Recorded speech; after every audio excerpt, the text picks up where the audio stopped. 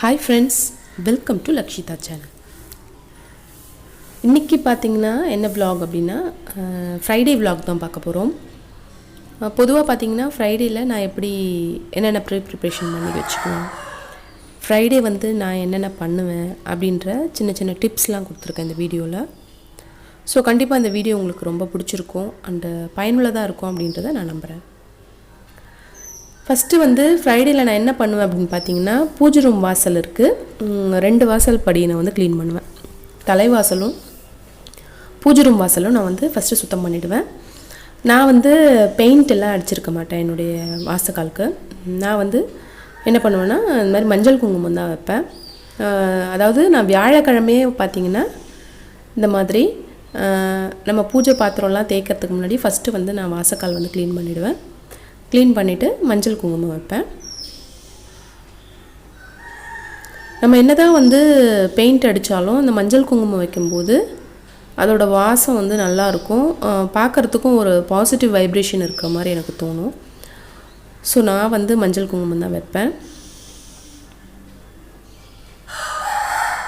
மஞ்சள் குங்குமம் பாத்தீங்கன்னா ஒவ்வொருத்தரும் ஒரு மாதிரி பழக்கம். அதாவது அவங்க ஃபேமிலி பழக்கம், அவங்க மாமியார் வழி பழக்கம் இல்லனா அம்மா வழி பழக்கம். அவங்களுக்கு என்னென்ன வழி பழக்கமோ அப்படி வந்து வெச்சுக்கலாம்.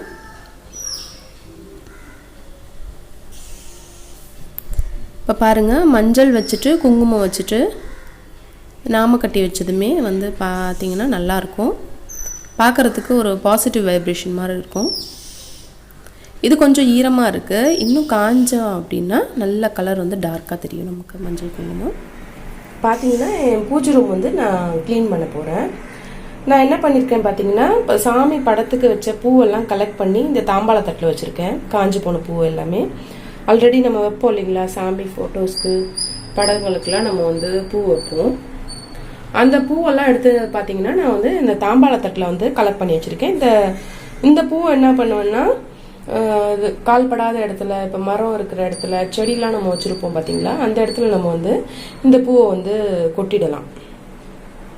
அதுக்கப்புறம் பாத்தீங்கன்னா இந்த திரி, ஆல்ரெடி யூஸ் பண்ண திரி, எண்ணெய் எதுவுமே நான் வந்து யூஸ் பண்ண மாட்டேன். ஃப்ரெஷ்ஷா தான் நான் யூஸ் பண்ணுவேன். எண்ணெய் வந்து ஆல்ரெடி யூஸ் பண்ண எண்ணெயையும் திரியையும் என்ன பண்ணுவேன் அப்படின்றத நான் வந்து சொல்றேன்.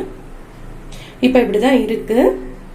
இப்ப பூஜை பாத்திரம்லாம் எடுத்து ஒரு பக்கமா எல்லாத்தையும் சேர்த்து வச்சுட்டு இப்போ வந்து இந்த பூஜை படிகள், அதாவது பூஜை ரூம்ல இருக்க படியெல்லாம் வந்து என்ன பண்ணுவேன்னா நான் தொடச்சி எடுத்துருவேன். பூஜை படிகள் எல்லாம் வந்து இந்த மாதிரி ஈர துணி வச்சு சுத்தமா க்ளீன் பண்ணிக்கலாம். க்ளீன் பண்ண பிறகு பாத்தீங்கன்னா இப்படிதான் இருக்கு. நான் பாத்தீங்கன்னா எல்லா குட்டி சிலை எல்லாத்தையுமே வந்து வாஷ் பண்ணி எடுத்து வச்சுட்டு இந்த மாதிரி க்ளீன் பண்ணி வைக்கும்போது பாத்தீங்கன்னா பூஜை அறை வந்து நல்லா பளிச்சுன்னு இருக்கும் பார்க்கறதுக்கு. ஸோ நம்ம விளக்கு குங்குமத்துக்கெல்லாம் மஞ்சள் இட்டு குங்குமம் இட்டு வைக்கும்போது நல்லா பார்த்தீங்கன்னா நல்லா பிரகாசமாக இருக்கிற மாதிரி இருக்கும்.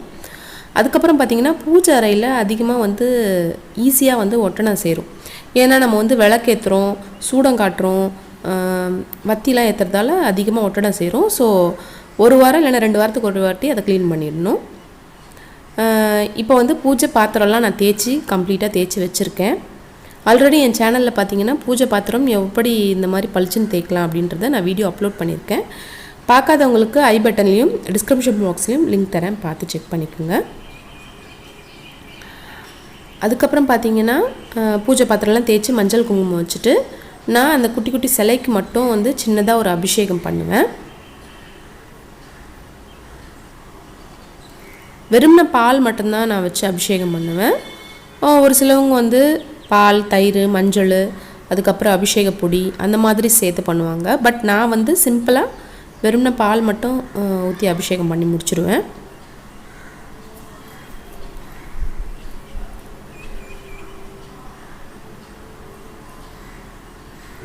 அபிஷேகம் பண்ணிட்டு பார்த்தீங்கன்னா இந்த தண்ணியை நம்ம என்ன பண்ணணும்னா மரம்லாம் நட்டு வச்சுருப்போம், நம்ம வீட்டில் செடிகள் இருக்கும், கால்படாத இடம்லாம் இருக்கும் இல்லைங்களா, ஸோ அங்கே தான் நம்ம ஊற்றணும் அந்த தண்ணியை, கீழே ஊற்றாதீங்க.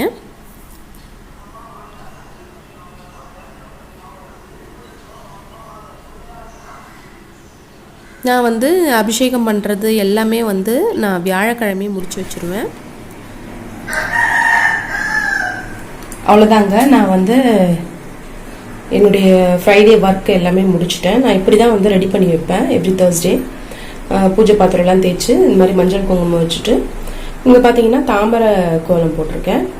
வெள்ளிக்கிழமையில் வந்து தாமரை கோலம் தான் போடணும். மகாலட்சுமிக்கு பிடிச்ச பூ வந்து தாமரை பூ இல்லைங்களா? ஸோ தாமரை கோலம் போடுவேன் நான் வெள்ளிக்கிழமைகளில். இந்த மாதிரி வந்து அபிஷேகம்லாம் முடிச்சுட்டு இங்கே பார்த்தீங்கன்னா அபிஷேகம்லாம் முடிச்சுட்டு பெருமாளுக்கு எல்லா சாமிக்கும் வந்து மஞ்சள் சந்தனமும் குங்குமமும் வச்சுட்டு எடுத்து வச்சிருக்கேன். இங்கே பார்த்தீங்கன்னா அன்னபூரணி வந்து பச்சரிசி கொட்டி அது மேலே எடுத்து வச்சிருக்கேன். இப்போ வந்து நாம ஒரு வாரம் கழிச்சு அந்த பச்சரிசி என்ன பண்ணணும் அப்படின்னு பார்த்தீங்கன்னா, நம்ம வந்து சாப்பாடு சாப்பிட்றோம் பார்த்தீங்களா, அதில் வந்து நம்ம கலந்துக்கலாம் அந்த அரிசியை. அதை தூக்கி வேஸ்ட் ஆக்கிடாதீங்க, தூக்கி போட்டுடாதீங்க. அதை சப்போஸ் நீங்கள் நான்வெஜ் சாப்பிட்றீங்க அப்படின்னா இதை வந்து தனியாக கலெக்ட் பண்ணி வச்சுக்கோங்க. இப்போ நம்ம வந்து வெஜிடேரியன் என்னைக்காவது சாப்பிடுவோம், இல்லை நம்ம வந்து நாள் கிழமை இதெல்லாம் படைக்கிற டைம்லாம் கூட அந்த பச்சரிசி எடுத்து யூஸ் பண்ணிக்கலாம்.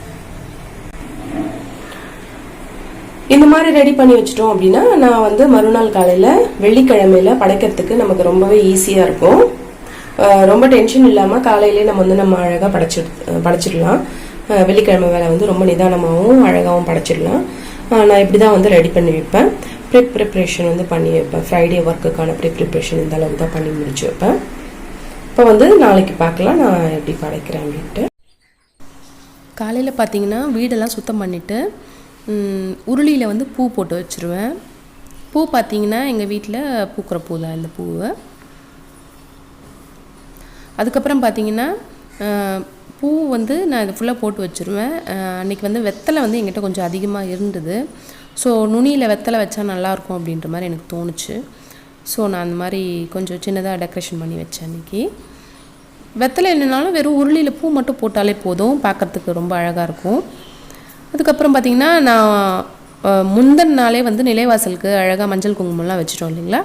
இப்போ படைக்கிறதுக்கு முன்னாடி வந்து நான் கோலம் போட்டுருவேன். இந்த மாதிரி கோலம் போட்டு ஆகணும் அப்படின்றது எங்கள் வீட்டில் சொல்லுவாங்க. ஸோ நான் அதனால் வந்து என்ன பண்ணுவேன்னா, இந்த அருவிக்காலை வந்து தொடச்சிட்டு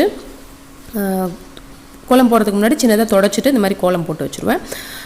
நிஜமாக சொல்கிறேன், கோலம் போட்டுட்டு நீங்கள் அந்த வாசக்கால் பார்த்தீங்கன்னா அவ்வளோ அழகாக இருக்கும். அந்த மஞ்சள் குங்குமம் பூவோட அந்த வாசக்கால் வந்து நான் உங்களுக்கு ஃபைனலாக காட்டுறேன் எவ்வளோ அழகாக இருக்கும் பார்க்குறதுக்குன்னு. இப்போ வெளியிலேருந்து உள்ளே வரும்போதே நமக்கு வந்து ஆசையாக இருக்கும் அதை பார்க்குறதுக்கு. ஸோ இதெல்லாம் வந்து கண்டிப்பாக அது ஒரு பாசிட்டிவ் வைப்ரேஷன் தான் நான் சொல்லுவேன்.